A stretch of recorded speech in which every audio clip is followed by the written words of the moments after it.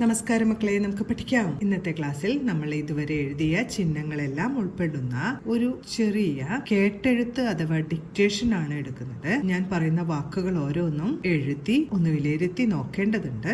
ഇത്രയും കാര്യങ്ങൾ പഠിച്ചു എന്ന് ഉറപ്പാക്കിയതിന് ശേഷം വേണം നമുക്ക് അടുത്ത സെക്ഷനിലേക്ക് കടക്കാനായിട്ട്. അതുകൊണ്ടാണ് ഇങ്ങനൊരു ഡിക്റ്റേഷൻ എഴുതി നമ്മൾ സ്വയം ഒന്ന് വിലയിരുത്തി നോക്കുന്നത്.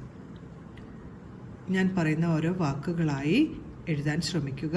ആദ്യത്തെ വാക്ക് അയൽക്കാർ, അയൽക്കാർ, അയൽക്കാർ. അടുത്തത് ആർക്കാണ്, ആർക്കാണ്.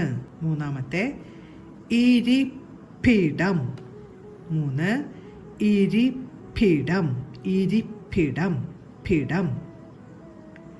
നാല് ഈർക്കിൽ, ഈർക്കിൽ, ഈർക്കിൽ.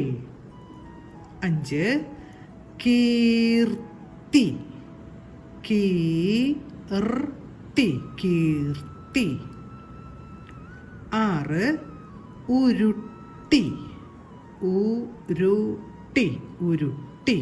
ഏഴ് ഊരിലൂടെ, ഊരിലൂടെ.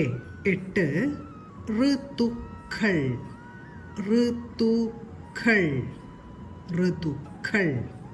ഒമ്പത് സുഹൃത്ത്, സുഹൃത്ത്, സുഹൃത്ത്. പത്ത് എവിടെ, എവിടെ, എവിടെ. 11 ഏടിലേക്ക്, ഏടിലേക്ക്, ഏടിലേക്ക്. 12 ഐവർ, ഐവർ, ഐവർ. 13 പൈക്കൾ, പൈക്കൾ, പൈക്കൾ. 14 ഒത്തൊരുമ, ഒത്തൊരുമ, ഒത്തൊരുമ. 15 ഓട്ടയോടെ, ഓട്ടയോടെ. 16 ഔകാരം, ഔകാരം. 17 ടൗൺ, ടൗൺ. 18 അംശം, അംശം, അംശം.